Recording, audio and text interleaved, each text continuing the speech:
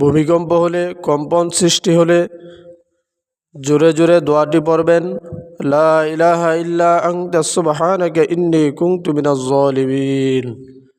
ইস্তিগফার পড়া, আস্তাগফিরুল্লাহ রাব্বি মিন কুল্লি যামবি ওয়া আতুবু ইলাইহি, লা হাওলা ওয়ালা কুওয়াতা ইল্লা বিল্লাহিল আলিয়্যিল আযীম।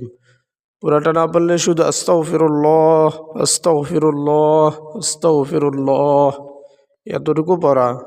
আমাদের পাপাচারের কারণে, গুনাহের কারণে, গুনাহের মাত্রা অতিরিক্ত বেড়ে গেলে, অন্যায় অপরাধের কারণে এই বিপদগুলো আসে। জহারুল ফাসাদু ফিল বাররি ওয়াল বাহরি বিমা কাসাবাত আইদিন নাস। জলে স্থলে পৃথিবীর মধ্যে যত বিপদ মুসিবত, এগুলো আমাদেরই কর্মফল, দুই হাতের কামাই, আমাদের অন্যায় অপরাধের কারণে। এই জন্য তওবা ইস্তিগফার করা বেশি বেশি করে।